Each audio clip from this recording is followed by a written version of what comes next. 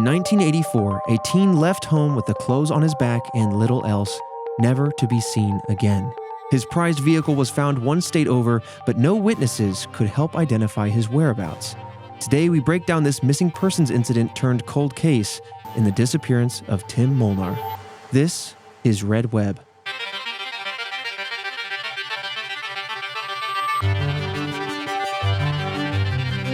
Welcome back, Task Force, to another episode of Red Web, the podcast all about internet mysteries, supernatural phenomenon, and unsolved true crime. I'm your resident mystery enthusiast, Trevor Collins. Joining me, hearing this case for the very first time, Alfredo Diaz. When I was a teenager, I did also run away from home. It was in the dead of night, and I made it 2 blocks before a random dog that was outside chased me back home. Wait a minute, this dog snitched on you? Dude, it was said, just a "You're going dog home." in the distance, and then I was like, and then it started creeping towards me, and then I ran, and so it started running after me. The Grim. So I ran back home. Yeah, no, I wouldn't be messing with a dog off a leash at midnight. Wait, why were you running from home? Let's dive into that cold case. I was like, I'm done with this. No more. And then I left. Was it a video game related incident I or think chores related? With like barely, I packed what was essential to me, which was like, I think my Dreamcast at the time. Right. You know what I mean? And Yeah. I maybe had $5 and no plan. And a dream. No friends that live close or anything. It wasn't going to work out. All right. I was going to survive like 2 hours and then head home. You barely made it 2 minutes. It sounds like. That's 100% true. Well, I'm glad you didn't go disappearing off into the streets of San Francisco because you might have been on this podcast. I could have been, but I did not. Yeah. I did not. So we're talking about Tim Molnar. Tim Molnar found stayed away. His car was found a state away. Man, I don't want to it's spill just too many beans, but yeah, it's an interesting case. I think it's like so interesting to me how even though the duality, sometimes it feels like if you wanted to commit a murder or a crime, it's like impossible. Right. All the tracking, We'll and find the technology. You're making a great point. They'll be like, we found a hair on a piece of rug that was 2 miles wide. Yeah, dude. And we got you. Yeah. And then you'll have cases like this where it's just like, they disappeared. They were never found. We have no idea, no clue. It's gone. We're the bloodhounds. Yeah. You know? Well, that's part of this case is that when the police are contacted, and this is not spoiling too much, but when the police were contacted, it seems they did very little to help with this case. We'll kind of expand on that a little bit. I'll let Christian kind of expand that arena. But otherwise, we don't really have much on the investigation from their point of view. I wonder if it's in the sense of like the police mishandled the hell out of this, or it was one of those things where, hey, we got to wait a certain amount of hours. They could turn up again. A dog could chase them back home. Right. We don't know. Right. But like, I get it, right? Because I'm sure that was implemented because of the fact that a lot of people are like, my child is missing. They ran away from home, and then they come back. Like they police gather all these resources, and then all of a sudden, like the kid just walks back. Right. And I was at a friend's house. I was gone for a couple hours, and I was mad. Right. It's hard to say in these moments without hindsight. Yeah, right? a lot of people break off for a couple hours, cool off, and then they'll have a cool off period, and then come back. Oh, he could just be, being a kid, being a young adult, as it were. Yeah. Yeah, it's hard to say. It could be one of those cases where the police are just going, well, this is a young adult doing their young adult thing. Let them go. Maybe, they could have just driven off. You'll hear from them. Right. Let's not look into this. Again, it's very easy with hindsight to look back on a missing persons case and go, why didn't they help? But you're right. There are so many other elements that the police are feeling out in the moment, But with that said, let's dive into that moment. Let's talk about the disappearance, and I'm going to wind you all the way back to January 24th, 1984. 19-year-old Tim Molnar drove his younger brother Frank to junior high school in Daytona Beach, Florida. Tim then planned to drive to his class at Embry-Riddle Aeronautical University, but he realized he forgot his bicycle back at home. So he went back home, received his bike, and that was the last that he would ever be seen, was driving off in his prized vehicle, the Dodge Dart. Oh, that's going to ask what it was. Yeah, leaving with his bicycle. Now, when Tim didn't return home, his family contacted everybody that they knew, friends and family, to ask where he might have gone. Did he go over to an aunt or uncle's house? Did he see any friends, etc.? Does anybody know? Now, in a later article, by the local newspaper, the News Journal, Tim's mother said that, quote, "You could set your clock by him. This was because he had always returned home at the same time each and every day." So he was very punctual. That's what's so unfortunate, right? Because I can only imagine, I'm still in this train of thought, like going to the cops and like, look, he's always punctual. He's always on time. And they're just like, we got to wait the time limit. We got to wait the time limit. So it's like, no. Like, this isn't usual. There's something up. You know, I can only go by what I know. And this is what I know the norm is. And this is way out of the norm. Right. And by this point, too, they've contacted everyone they know or that Tim could know. That too. And they're not hearing anything. And so by this point, they do, in fact, call the police. This is where they say, we need to escalate this. They did their due diligence, which I think is very nice, right? Like contact everybody. Right. See if someone showed up somewhere. But damn, that is chilling, right? Yeah. You call everybody, nothing, and they're always on. That's like, just putting myself in that headspace because I like doing that during these episodes. That's where I feel like emotions would literally be bubbling and building inside of me, and then I would try so hard to put a cap on that. Right. And to complicate it, most people, I would say, that are at least aware of these types of cases know that the first 48 hours are the most important because the longer time goes on, the less likely you are to find the individual if they are in fact missing. Of course, you know, there's lots of other instances where the person just doesn't want to contact, and then after a few days they come back home. And you know, we talked about similar cases like that, but do we know what the percentage drop off is of finding a person after 48 hours? Like, what are the odds of? Yeah. Because we've always known, right, from like media and like all these different like shows or like a podcast like this that talk about like, oh, you know, after 48 hours, it's drastically like harder to find someone. Right. Oh, I kind of wonder like what that is, or if that's even like knowledge is out there. Christian, our man in the chair, typing away. Not seeing anything that gives a concrete percentage, unfortunately, but yeah, I mean, yeah, to your point, all sources say that, you know, the chances drastically decrease after that time window's passed, but not seeing like any no one wants to step forward and give a number. Interesting. No, I want to dig into this. I know. I'm just very curious. You know what I mean? Is it literally just like 90% to like 15%? It's like, Jesus Christ, please do everything you can in the first 48 hours. Yeah, I mean, I feel like maybe this is a Mandela effect of its own, but I feel like, and this is all just like my personal experience. Yeah. Like I've heard a lot of like the first 48 hours are vital. And that is the case because the longer time goes on, the more vectors of travel there are. You can get to a plane, train, automobile, whatever. And by 48 hours, you could have traversed the globe, right? So That's true. It's about like how far away you can get in that time.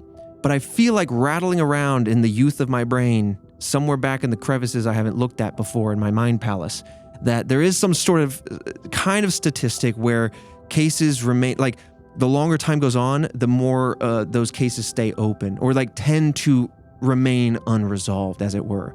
I don't know if there is a consistent or a like guaranteed percentage as you're finding, Christian, but but it does seem to, there's something like that in my mind. I don't know. The closest thing I can find is, according to the FBI, says about 70% of all reported missing persons are found or voluntarily returned within that 48 to 72 hours. It's not exactly the number you're looking for, but that's an interesting stat. Something similar. Also, that's from the F to the B to the I. Okay. Right. So he's like, well, this is like, okay, Christian. I thought he was going to come out as like, this YouTuber said. He was like, it's not. I mean, it is. It's from the FBI. Right. I'm like, right. Okay. Great source. It's not like Aunt Susan who loves true crime and goes, I would guess. Right. This book club says. Hold on. Book club. Oh, book club. Red Web Book Club. Red Web Book Club. Become a first member. Go to redwebpod.com/first. You can watch the upcoming exclusive kind of little side podcast that we got going on. We talk about all horror pop culture. Right now, we're talking about The Nice House on the Lake. It's a very good series. You should very good. Anyway, it's the best way to support the show. But with all that talked about and said, side tangents aside, we are in that very critical time where the parents are now saying, hey, Tim is very punctual. Nobody that we know knows where he is. They then officially inform the police. And that night, chillingly enough, the Molnar family gets at least 2 phone calls. And when recounting these phone calls, they assume that they were long distance, though we can't ourselves confirm or deny that angle. But when they answered the phone, they didn't hear anyone's voices. Instead, they just heard static. And so they kind of kept on the line until maybe it was until the line was closed. They say, okay, well, maybe that was him. Maybe he was too afraid to want to say something. This again is them recounting this experience. Yeah. They got another call, a second call. They answer it. Once again, nothing but static. And again, it's just what they believe to be Tim. They don't know if it was Tim. The timing kind of works out. They didn't get these calls ever again, but they believe it might have been Tim trying to get help or perhaps being too nervous. Man. We don't really know the underlying reasons why he's disappeared. And again, we never will probably. And you got to think that that's something that the family is going to have to sit and not know the true answer for the rest of their life. Right. That could be... It's a chilling case. Yeah, it could top to be bottom. Tim calling and wanting to reach out. Something even worse could have happened to Tim. Someone could either hostage situation type thing or anything like that, or he's, I don't know, somewhere where they fell and he's, maybe he went to the woods and he fell and he's trapped and he has his phone and he calls. Their minds are racing. My mind is racing. Your mind is racing. I'm not related to Tim. Right. You know what I mean? So that's just. Yeah. So again, this is bueno. kind of in that first day. They've talked to the police now. They've got these calls. And over the following days, of course, they're now going out into town and they're putting up these missing persons posters just to see if anybody in town has witnessed him or his car or anybody that looks like him. And they received no information, no witnesses to this case. And I'll tell you now, throughout this entire case, there's maybe only one witness and we'll get to them. But otherwise, no one's really seen him leave town, right? So now 3 weeks go by and they receive in the mail a receipt. It's from their credit card company, and it showed that Tim had actually used one of their credit cards that he kept in his wallet at it's not too nearby, but it's nearish enough. It's in Lake City, Florida. There's a gas station where the credit card was used in order to purchase some gas. It's the same day. The receipt is titled the same day that he went missing. It's about 130 miles northwest. So Daytona Beach is right there on the coast of Florida. He was trekking. On the east. He's kind of northwest, up a little bit inland. And so they're like, great. We have at least a spot that he may have been seen. They go there, or at least maybe called, and it appeared that he had purchased gas for his prized 1969 Dodge Dart. And when Tim's mother, Helen, visited the gas station, the attendant confirmed that he had been there, but it appeared that he was alone. The gas station attendant is saying, listen, he did buy gas. I saw this car. I saw this individual. Nobody else there. Nothing else nefarious seemed to be going on. And they had also discovered that Tim had withdrawn all of his savings, save for $10 left in his account. We'll keep the account open. Yeah. Keep the account open, I guess.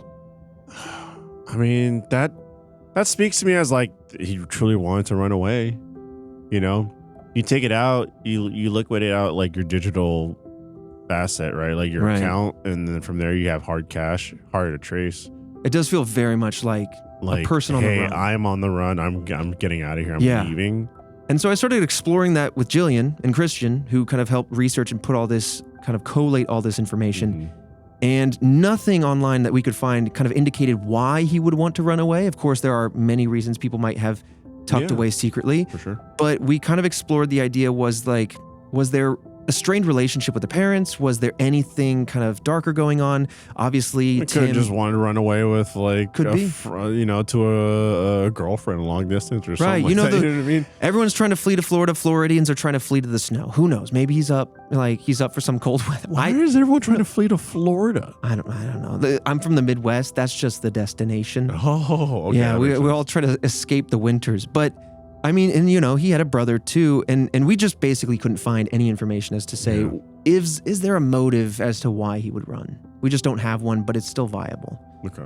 So after discovering that, of course, that starts to kind of fuel some of those theories, but about 4.5 months now after the disappearance, let's see, January, February, March, April, May into June, right?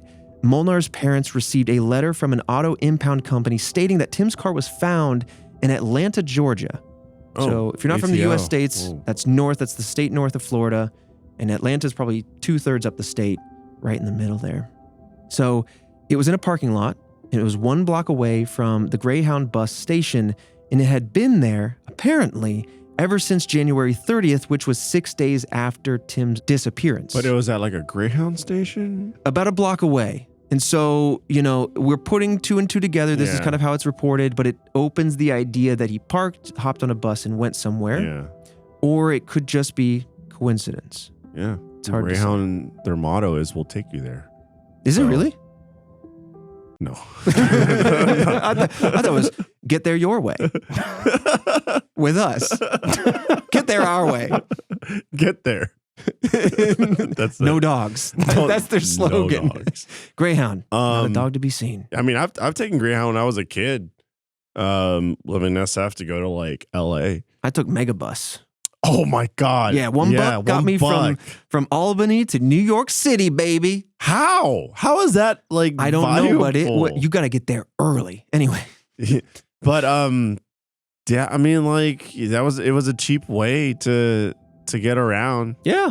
It definitely was. So, I mean, if he drained his savings and then is trying to stretch his dollars, all right, you're in a good spot. Yeah. I mean, I don't like, would there be a record of like, would there be a camera there? It's a good question. You know what I mean? This is early, the mid-80s. So this kind of starts to fall into the realm of like, what did we really have back then? Right. Like, it's not so far back. We're like, well, security cameras were a thing. Right.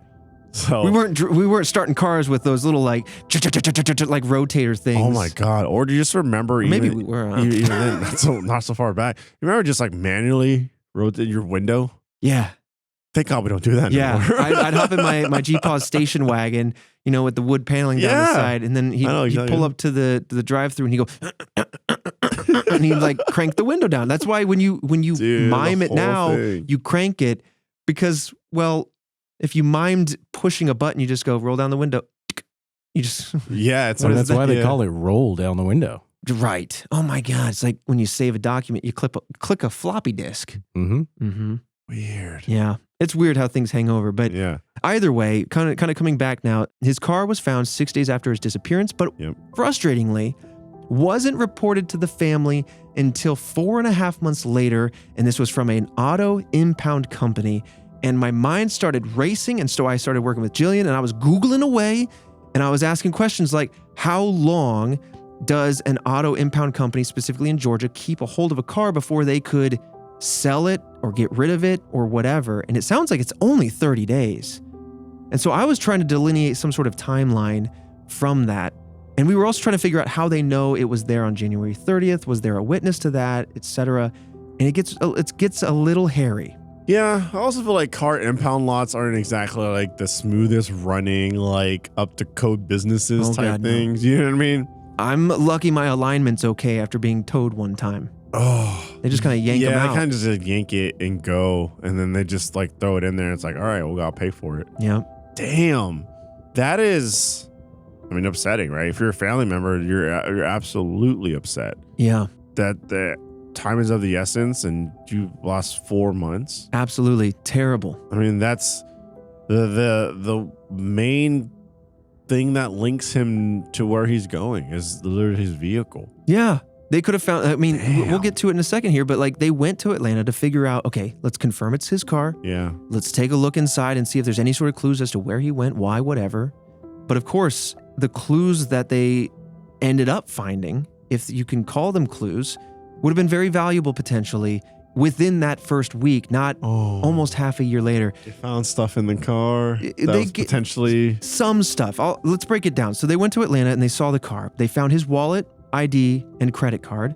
There was no money in the wallet, and also the expensive stereo equipment that was installed into the car had been removed alongside the bicycle that he took from home that day, and his expensive mechanical equipment that he used to upkeep his car were all missing. So essentially his valuable personal items were taken, but his personal ID, the wallet, glass wasn't broken. So like, that kind of, to me, rolls out that it was left and then broken into. He could have left it unlocked and said, I don't care, but that's weird. Yeah.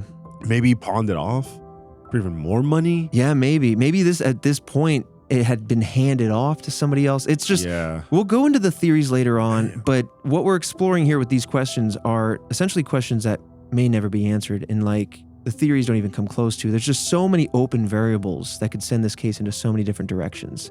Well, he just isolated himself so well. So quick, too. And yeah, so fast. And so like anything and anyone that he comes into contact with is either a stranger or a random coincidence. So there's nothing to follow.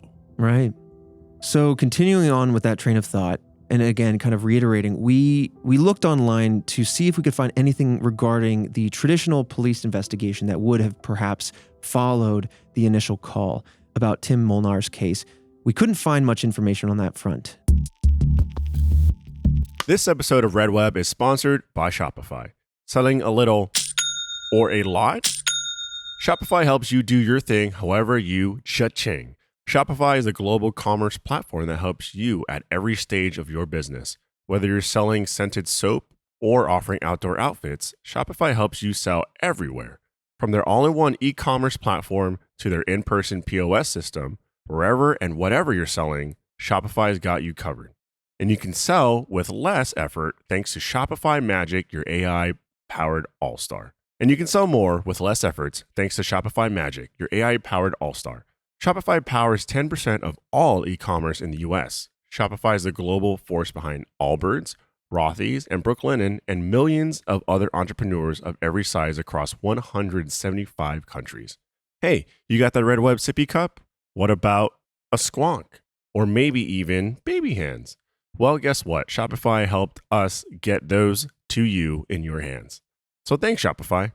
Sign up for a $1 per month trial period at shopify.com/redweb, all lowercase. Go to shopify.com/redweb now to grow your business no matter what stage you're in. Shopify.com/redweb.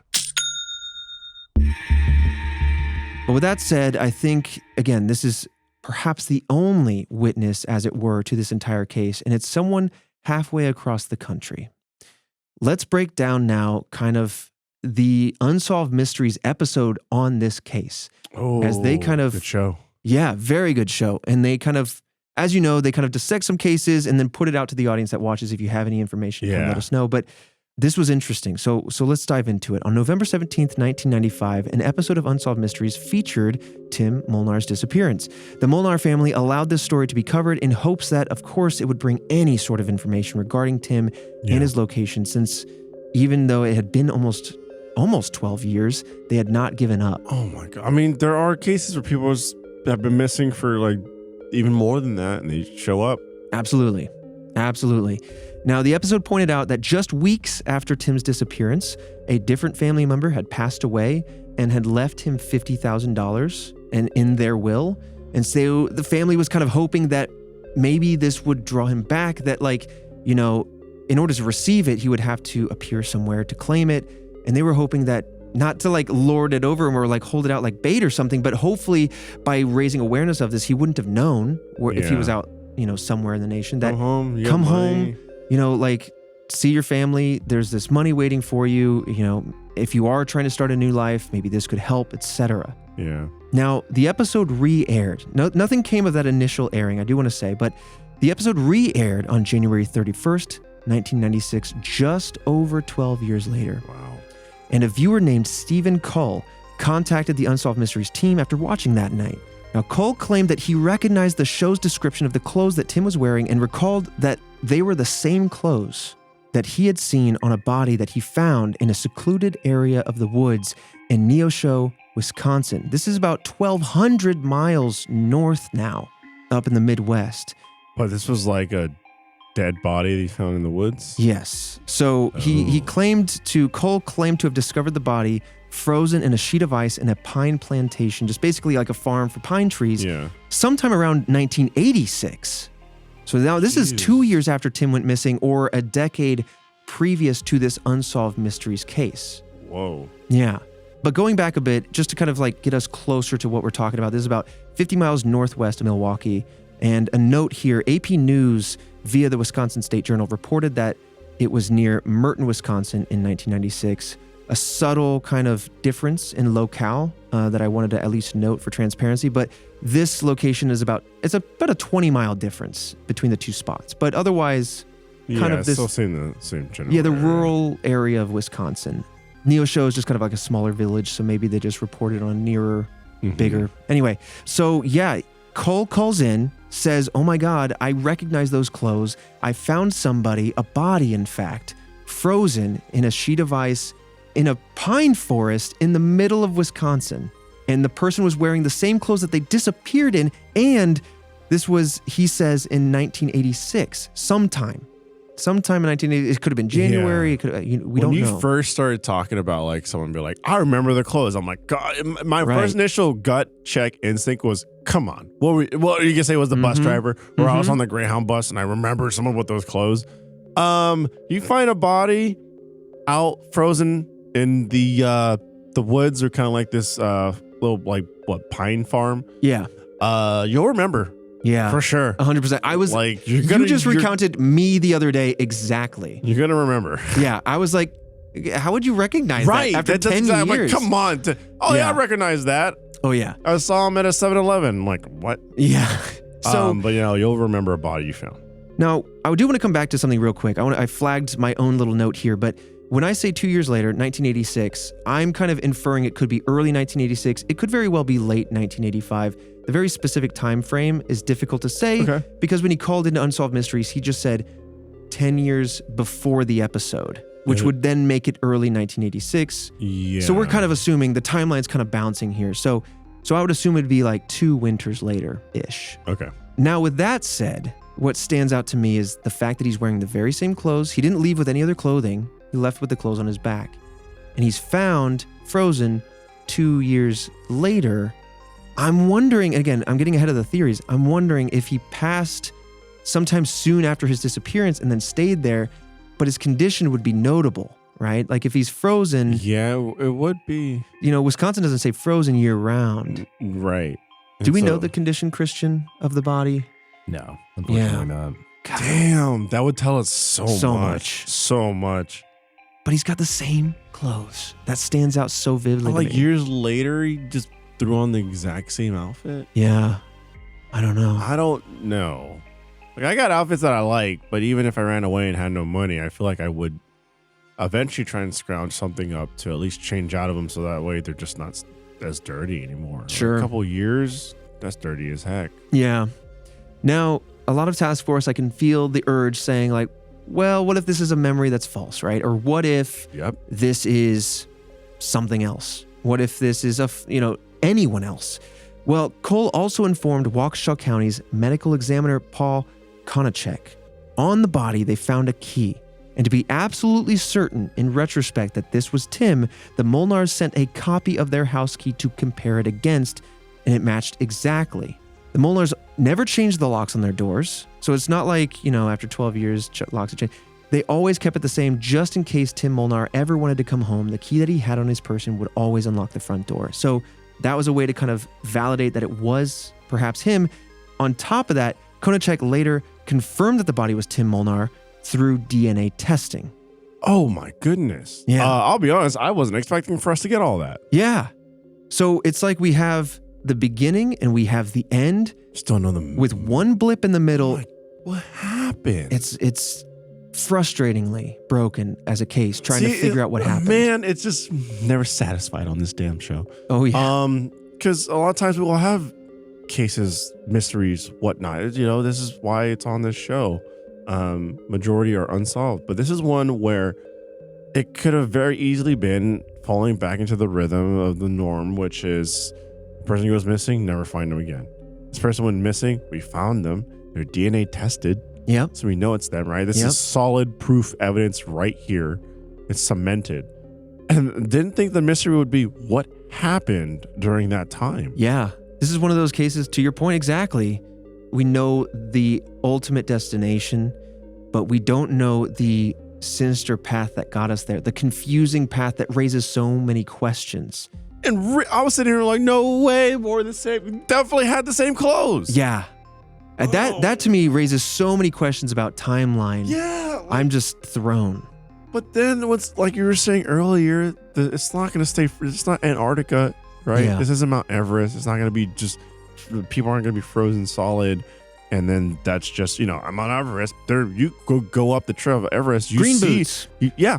Some people are literally landmarks. Frozen landmarks. Right. Or landmarks or milestones, whatever I forget, markers. Markers, yeah. Which is terrifying. Right. But because, it's frozen, then they're frozen there, and it's dangerous to take them out, etc. That's not Wisconsin. No way. So it's wild that we don't know the condition of the body, though. Yeah, it's like it's DNA tested, it's confirmed that's this person, but yeah, I guess that information got lost publicly or whatnot. But I think so. This was reported at the time, so that's how. Man, actually, Christian, just to make sure I'm not misspeaking, help me close the gap on the time frame. So obviously, Unsolved Mystery comes out, the re-air comes out January 31st, 1996, and Stephen Cole then says, "Oh my gosh, this happened 10 years ago." And so was the key then analyzed because that was somewhere in like a vault somewhere, like this body was reported, but they didn't know who it was. And so that was basically this person was 2 missing persons cases at the same time until 96 when they kind of collected together.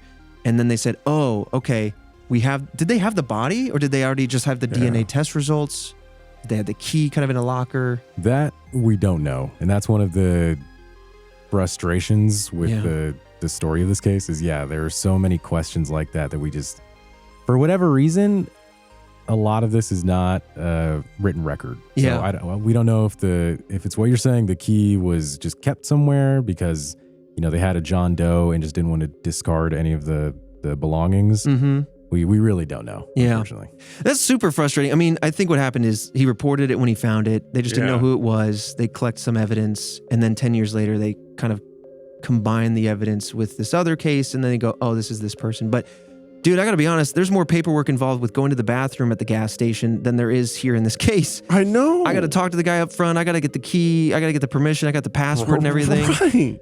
And then I get in there. And then you walk over, then you forget what it was. I forget what it was. Go back inside, ask him the question. Go back in there, hot, filled with flies. I gotta get out of here. There's no toilet paper. Oh my God. Okay, I'm moving on. It's so vivid, but so true. Okay, so now we know kind of, again, the beginning and the end of this otherwise really upsetting case. The Molnar family was able to hold a memorial service in Daytona Beach now that they knew that their son had passed. Yeah. But so closure. Many, of course, and so many questions, though, remain open. Who called that night that Tim went missing? Did it have anything right. Yeah. Did it have anything to do with this case? Why was his body in Wisconsin? How was he, or why was he wearing the same clothes? Is that where he died? Or is that maybe where he was placed, where he was put? Was he wearing the same clothes until death? Was he a victim of some sort of kidnapping? Again, all things that we're going to talk about in the theories. But another question is, why did he abandon his car? Was it cheaper to go by bus? Was the bus not even in play? Is that just like a coincidence that he was nearby the station? Why didn't the towing company call sooner? All sorts of questions surround this case and cloud otherwise this very emotional, straightforward case, I guess. Yeah. I mean, we just don't know. We know A, we know Z. We don't know any of the letters in between. Yeah. And we'll never know. It could have been so many. I mean, really, it's just like pick your imagination and run with it, right? Well, we'll get to the theories in a second, but like it could have been anything. This could be written so many different ways, depending on who the writer is, like which task force member is, what things you want to lean on. Yeah, what task force member is writing this story. It could be a kidnapping. It could be like a accidental death. It could be anything. Yeah. We're going to break down each of those theories. We're going to start with the runaway case that Tim Molnar might have run away. In fact, this is what the Molnar family believes their son did. We're going to talk about the idea of foul play that could involve kidnapping. And honestly, we have a third theory that comes from a subreddit where someone in September of 2023 went online and kind of felt that they had new information regarding this case. And that one I haven't taken a dive into yet. I kind of want to react alongside you with that one. Yeah. Because otherwise I know of this. What would they know and why are they going to Reddit for it? Right. Okay. And the reason why we're backloading it is because how much can you believe with online? You know, some things come to pass that you're like, oh, that's something that only so-and-so would know. But then other things come to pass where I've seen people in the comments go, oh yeah, Steve Cull is my cousin. I know these things. And so, you know, it's hard to say. Be a part of the mystery. Right. So for the sake of like thoroughness, completion, we'll talk about that one. And I'll react to to that theory with you, but let's dissect the family's belief that Tim ran away from home to start a new life. So shortly after going missing, he took out all of his money from his bank. As you kind of indicated, that does seem to be someone who, I'm going to collect my funds. I don't want a digital footprint. Mm-hmm. I'll keep this, account open because I don't want to deal with the paperwork of closing it to take that last 10 out. Yeah. I'll just take what I can and go. Now, in fact, referring to that $10, some people believe that it was left there because maybe he was going to return. I think your instinct is maybe more accurate where it would close your bank account to take out that last few dollars. Yeah. Or also, I mean, I don't know. It's not enough money to leave in there in case you have like some little subscriptions or whatnot. Yeah. But you also don't want to like come back. You're like, overdraft fees. I'm back. And then you got all these fees. Right. And you're like, oh, I'm Jim now. Never mind. I'm gone again. Yeah. So interestingly, of course, he did not bring any other clothes. So, he may not have intended to leave for long. He left behind his identifying information, of course, in his wallet. He took all of his other personal items, like his brand new car stereo, his mechanical equipment. This indicated to the family that perhaps he wanted to start a new life. And the car itself, while valuable, while his prized possession, has a VIN number and would have been easily traceable around the nation as a 1969 Dodge Dart. I feel like you could sell it, right? Just, I don't know. Is that another witness? Again, under the guise of this theory, if he's trying to hightail it, he's like, man, I already swiped the credit card and this guy already talked to me. Maybe you left the vehicle. It's true. They're going to find the vehicle. I would have found someone somewhere to be like, listen, you can have my car. I'll just take whatever cash you got. Yeah. Just to get something. So you get something. Well, maybe he did. Maybe that's why the car was there. I don't know. Yeah. But I guess it would have been not impounded. I don't know. We could, again, too few information pieces. Yeah. Again, like I said, depending on the rider, it's a whole nother story. Yeah. Like, what if somebody else did have it? And they're like, fine, I'll take a stereo-free car. And then they're driving it. It gets impounded. And they go, well, it's not mine legally. So bye. Bye. Yeah. Now, he was passionate about cars. So his family did flag that it would have been interesting to leave his car behind. But again, if we're talking about him wanting to start a new life, maybe have a new identity, maybe that would make sense as to why, again, he left his very distinctive car behind and his ID behind. His car was found again near that Greyhound station in Atlanta, Georgia. So maybe he took a bus, paid with cash to have that basically untraceable footprint. I know you asked earlier, but you buy a ticket with cash or mid-80s, heading out to wherever, you could skip town. Now it's like, give us an email. What's your social and phone number? Again, comes back to the paperwork. We all get subscriptions and emails. And so the family's thinking that maybe he intended to move to Wisconsin. Maybe that's how he ended up there. And again, that was about 50-ish miles northwest of Milwaukee, which is one of the few major cities. And so it is an interesting spot to be found. So maybe he wanted a rural life. Again, I'm just kind of musing here on the theory, but the Molnar family said that Tim was generally happy. They were not aware of any issues that would lead him to leave. His mother, Helen, described him as, quote, quiet and sensitive, and said that he was doing well in school. I mean, he was going to university for aeronautical engineering. Yeah, you said that at the beginning. I went, oh, okay, this kid's smart. Yeah. So, it stands out to a lot of people as strange. But you never truly know. You never truly know. You really People can don't. be going through all sorts of stuff, and you might not see the signs. Yeah. I know you jokingly mentioned it, but, we are in the mid to early 80s, so we don't really have a prolific internet footprint or, room chats or anything like that. We've talked about some of those early internet kind of mysteries and how it all looked, but like Usenet forums and stuff. But and I feel like maybe he had a pen pal. Maybe he had, it's just a someone long distance thing or something. Yeah, who knows? And I feel like, this might just be me, but I really feel like it's only been like the past decade or two, or I guess like as a society, we've kind of really come to like nurture and understand and be vocal about like depression. Yes, you know 100%. What I mean? Like you go way back when, it's like, especially for like don't go that far back. You just don't talk about it. Not even all that long ago. You gotta just deal with it. Don't talk up, about it. That deal kind with of it. stuff. Yep, exactly. And so like this, late 80s is still during those times where, nowadays it's like everyone's like depression's a thing. Like everyone's very supportive of therapy. There's all kinds of ways to get therapy. It's not shunned on, you go back to the 80s, like, oh, you're taking therapy? Like, what's wrong? Like, what's wrong with you? Yeah. What's happening? What's going on? Like, you got some issues or, and so, yeah, they totally could have been, Tim totally could have been going through a bunch of stuff and just no one knows. Yeah. And that's not to fault anybody in play here, but it's just to elucidate that, you just don't know. Yeah. And it could. Trying to think of all the different angles. Yep. And it could be a huge element as to why perhaps he ran away. So that's the runaway theory. The other main theory was that Tim was involved in some kind of foul play. There's no theories for why Tim ended up in Wisconsin that will, I think, forever remain a question. Yeah. Perhaps, and again, under the arena of this particular theory, we can draw some assumptions to kind of stitch together the few remaining pieces of info we have, but perhaps he was forced to take out all of his cash from his bank account by someone else. However, again, the gas station attendant did say that he was alone. I was kind of musing it's possible that, the gas station attendant was coerced to say that he was alone. There could be violence. Again, I am extrapolating a world out of few pieces of information, but someone could be made to shut up about it and just say, if anyone asks, say he was alone. Bada boom. But it is possible that Tim met with somebody in Atlanta after the gas station, or that somebody interfaced with him after he had this gas station run in. So, maybe while he was still in Florida, it was a situation where he's just driving somewhere. And then after that, then the foul play kicked in. Then somebody else that had nefarious intentions stepped into the story. But we don't really have any other theories on that. Been. I mean, also, too, like, the thing is, things aren't weird until they're weird, right? Mm-hmm. Someone could have walked in with Tim, and that could have been the person that was holding him hostage, and then, essentially the person holding him hostage was like, hey, act like we don't know each other.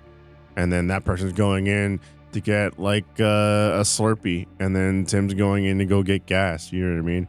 And you're like, multiple people in the store is not weird. They don't interact with each other. The gas station clerk isn't going to think otherwise. Right. And so really where it's like he was with somebody, they just went Didn't under the look radar. like it. Yeah, it didn't look like it. There's no reason to suspect. I mean, like, that this person would be hyper vigilant that 1 minute, that one day. Right. Yeah. So kind of continuing on, kind of moving the moment that this foul play might have happened. It could have been, moving the kind of angle of the foul play, I should say. He may have been involved with some kind of crime or drugs and had to use his money because of whatever situation was unfolding with that. Again, theorizing here. These are the theories that are out there, I should say.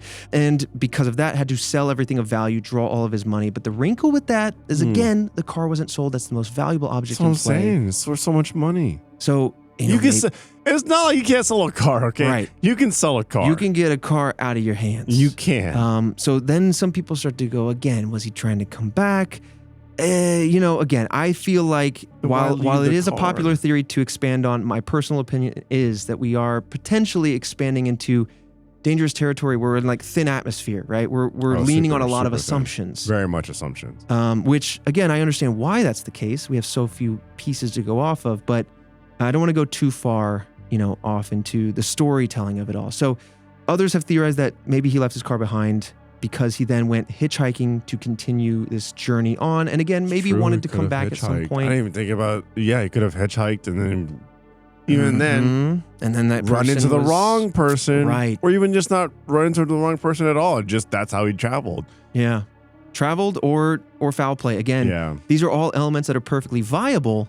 We just don't know the validity or likeliness. So eventually, under this theory, however it might have happened, he may have been killed in those early days or weeks or months of his disappearance and then left in the woods of Wisconsin to then be found. Like an autopsy and that would have told us. I know. If there was like any scars. Ooh, actually, I don't. There is an autopsy. What? Yeah. The autopsy at Waukesha County did not show any bruises or injuries that would suggest foul play. Oh, man. Give me that. I know. Oh. I should say, though, that the cause of death could not be determined. Yeah, There's not a lot of information regarding that moment in time because, again, this was a John Doe. This, it wasn't, we didn't know it was him until now, 10 years on. There's 1,000 ways to kill a person. Yeah.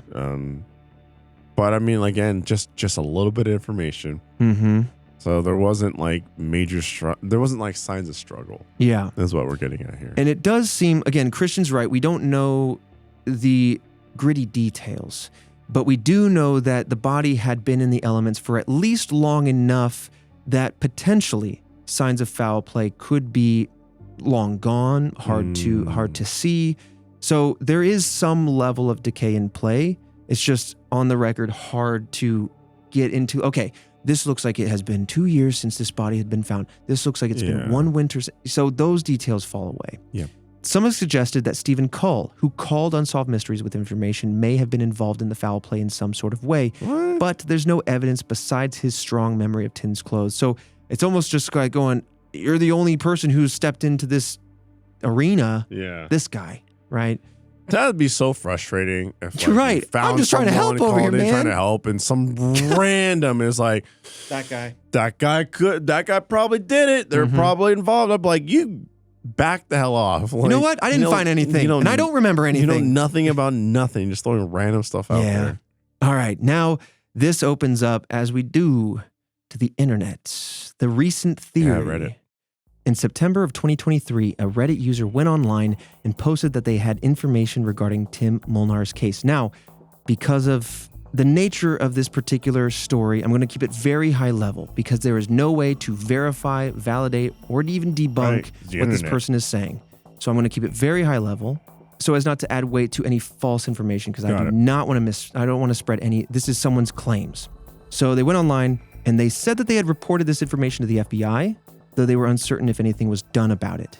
Basically, they're claiming that they have family ties to a neighbor who lived across the street from Stephen Cull's family, and that they had known of this body in the woods, and it had a nickname, Monches Skeleton, which Monches was a village 5 miles from Merton, basically indicating that this was a known body in the woods, which immediately stands out as a red flag. Why would you not report it? Why would it have a nickname to it? Right. It's called a skeleton, but I don't know if that's the condition it was found in.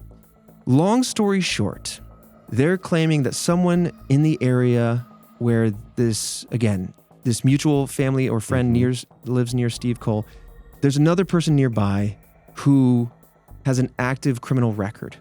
And that person, again, I'm staying high level, because I don't want to slander anybody. Yeah. This person was a proven criminal. Like, they have an actual registered history, a record. So they're theorizing that that person might have been in play with the foul play. Again, I'm being potentially frustratingly vague because, again, we don't have any official support to this. Yeah. There's very little weight to some things, and it's just trusting the word of somebody online who, again, I don't want to spread misinformation. But that is kind of the theory that they expanded on in late 2023. It's very weird. It is very weird. It's very weird. There's a body there that we all know about. Now it's been there long enough to have a name. And then there's also like someone that has a rap sheet that lives in the area. They did it. Like it's just, I don't know. I feel like it's just someone on the internet trying to piece together a really poorly told story. The only thing to confirm in this particular story is that one particular criminal that they pointed out. It is, in fact, a real person who does have a criminal history, and they are very registered, so you can see all of that. To me, I'm being maybe a little cynical here, but it could have been somebody who, again, when we did the Zodiac case, this is what always stands out to me. People go, that's me. I did it. Yeah. Sometimes people just want to be involved with cases. Yes, they do. For whatever their motivation might be. Yeah. And so maybe this person just went to Wisconsin and found anybody, because there are registered offender lists. I'll just leave it at that. That you can find online. You find the nearest person, and then you make up a story and finger point. So I'm not trying to protect anybody here, but I am trying to say that this story lacks a deeper validity or support to it. Yeah. Without which I am reluctant to go any further on. Yep. But I did want to at least kind of open the door to. Interesting, but I don't buy it. Yeah. I think that does bring us back to the theories of runaway and foul play. I think the frustrating but the thing is just how it ties together at the end. I don't know. Like, how do you run away and then wind up in this neck of the woods. Yeah. It could be that you ran away and then an accident happened, or you ran away and some sinister individual happened, right? Or it's just, for the sake of the family, it's heartbreaking. Yeah. You know, they'll probably never realize what the true story was, but it's one of those form of closure though. They found them. Yep. They're not out there thinking that like, what are we suffering? What if they're living a great life without us? And will he come home? Like, will he come home? Some of those questions can move on. Are answered, right? But it will be, I'm sure, in another sense, frustrating for forever as to not really know what happened to him. Yeah. But it is a cold case that will forever titillate the true crime investigators out there, the enthusiasts who want to close these cases and try to find answers. Yeah. We'll never. It's the interesting one because we have the bookends. Yeah. Dang. Unique in its own way. But that is the Disappearance, the case of Tim Molnar. And with that, I want to once again echo back to something we teased somewhere in the middle there, the Red Web Book Club. If you want this podcast ad-free, if you want some exclusive content such as our book club where we talk about all sorts of horror media, pop culture, movies, comic books, graphic novels, and everything in between, we also have some behind-the-scenes content, sometimes deleted scenes, etc. It's essentially our Patreon, and you can get all of those things by supporting us by becoming a first member at redwebpod.com/first. Sign up for a year, get a whole 2 months free when you buy that year all up at once. Yep. You guys wanted me to host something, so we flipped the script. Yeah, Fredo hosts. I love it. The script is I'm hosting it. It's a dark graphic novel under DC's Black Label, and it's just about a guy named Walter that brings all of his friends from high school and college to a lake house. His friends discover that the world is ending. People are melting all around, and as they try to leave, their friend that they've known forever says, "You can't leave. The world is dead. And I built this place for us." And that's your hook. And that's it. The first 3 episodes explore that graphic novel 4 issues at a time. Read along with us Friday, March 1st, 2024. So you don't even have to wait that long. Again, redwebpod.com/first, after which we're exploring some movies, some perhaps TV shows, all sorts of things are on the table. We'd love to hear your suggestions, but as much as we love mysteries, we love movies. We love horror the perfect media. Excuse for us to go out and watch the latest horror movie, then come back and talk about it. And you guys have been wanting more content. First members, we want to give you guys more to chew on. And so here's the meat. Yeah. Also, I need an outlet for all these horror movie things because my fiance is not a big horror buff. Yeah. I get to geek out with you guys and Jillian. Yeah. Face reveal Jillian. Yeah. I'm so excited to make stuff with her as well. Yeah, there's some good found footage movies that we need to watch too. Oh, yeah, there are. Talk about Wreck. Oh my God. Wreck is good. We should watch Wreck at some point. Don't John, man. That green one. Yeah, that one. Anyway, this has been Red Web. Thank you all so much for your support. It would mean the world to us if you became a first member. And if you want, there's a free way to support us by giving us a review wherever you listen to us, whether it be Apple, Spotify, anywhere else. Otherwise, Fredo, I'll see you right back here next Monday for another mystery.